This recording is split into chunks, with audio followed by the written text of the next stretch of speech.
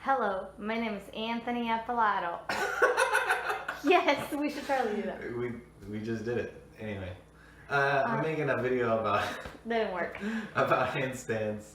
I've done a lot of research and whatnot on handstands. I figured I'd share that knowledge. I'll try to link as many sources as I can in the comments so you can check out where I got the information from. Been doing handstands for like 4 years now, on and off. I took a pretty long break recently, but this will just be an intro video. Mostly making it for my sister, who recently collapsed into a ball of nothing while doing a handstand against a wall. There's a comedian who once said, "Feet are just shit hands." And I argue that the opposite is also true. Hands are also shit feet, and which you'll for sure know if you try handstands. So anyway, let's get right into it. Step number 1 with handstands is doing the downward dog.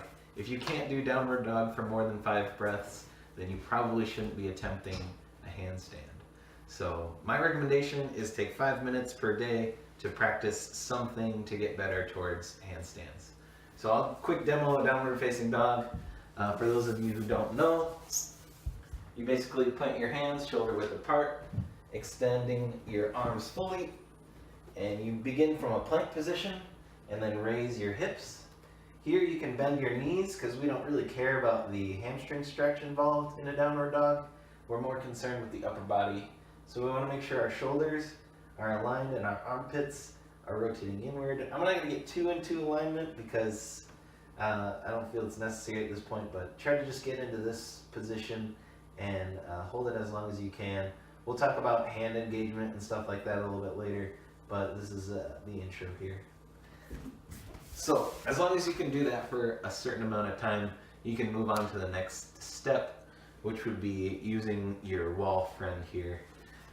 So here you can measure the distance you want to be by sitting straight against the wall, and then you find where your heels lay on the floor.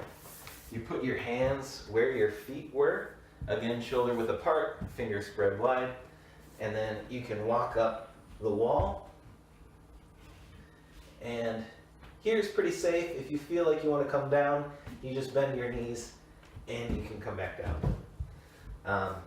But there it's really good to check your alignment of your shoulders. Try to get your shoulders directly over your palms. And see if you can even get your hips above there too.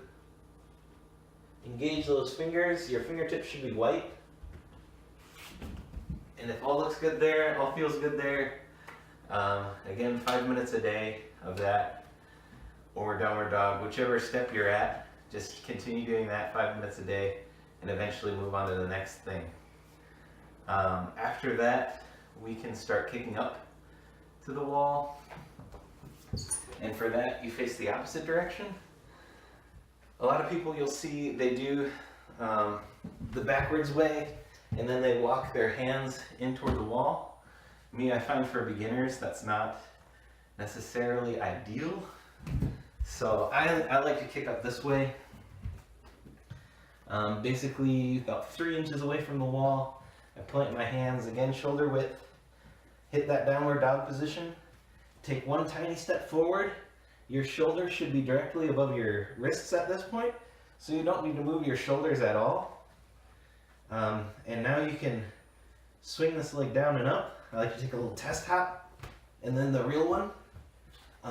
Once you get here, hug your knees in tight, and bring only one foot to the wall, the other foot goes straight up, and you can practice your alignment and engaging your fingers to pull yourself away from the wall.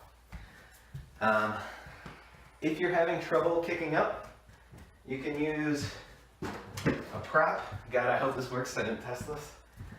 So you can put a prop down, like a chair or a buddy. You can use someone's shoulder. Plant your hands and then use the stool to raise yourself up. I probably need to hire one, or you can use a buddy. And they call this a scissor lift. So what you do is you plant your hands, and she's gonna offer the other shoulder for a better camera angle. You put your arm on their shoulder, they lift you up, and you stay strong there, and then eventually they can put you toward the wall. And you come down there. So there's a couple ways to get on the wall.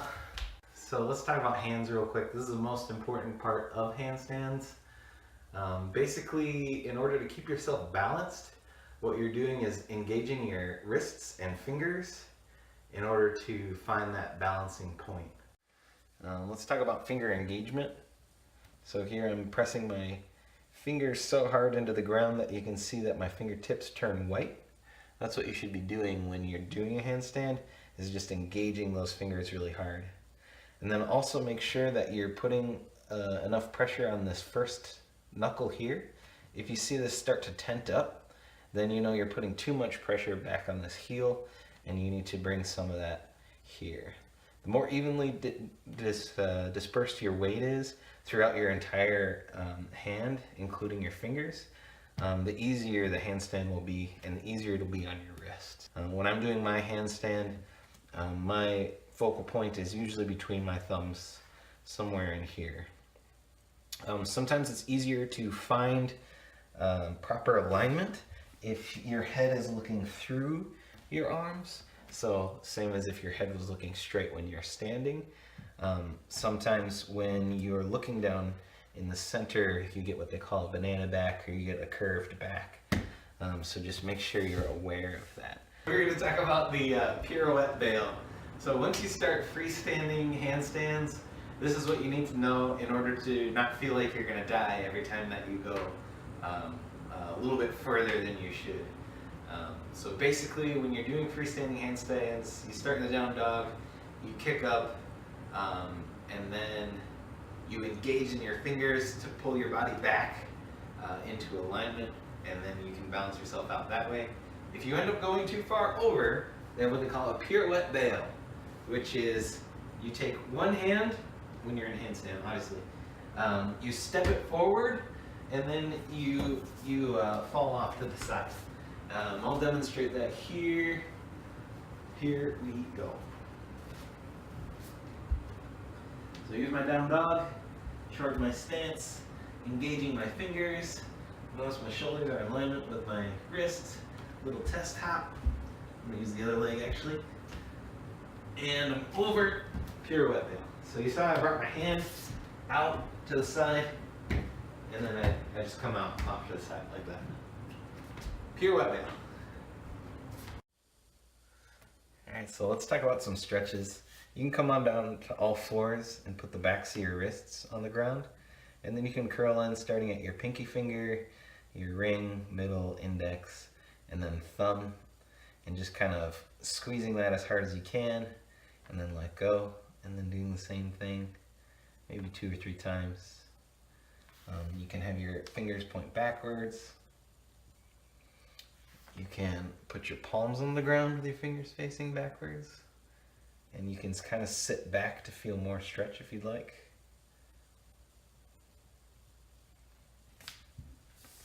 You can come to a seated position. You can interlace your fingers, right hand on top of left, and then bring them through. And then to switch, you bring the other hand underneath.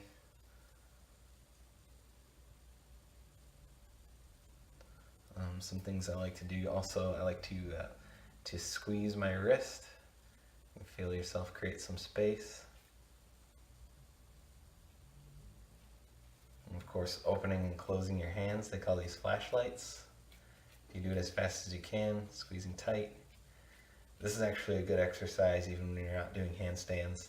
You can just do this at the office or whatever, and you should feel a good pump going after a little while. Of course, you can bring your palms together, stretch out your fingertips. You can do some self-massage. You can plant both your palm and your other knee down, and then press your knee into your wrists. You should see your fingers involuntarily opening and closing as you hit different spots on that wrist muscle. Can you also do the other side? Because I can't see with your head. Here's the other side here.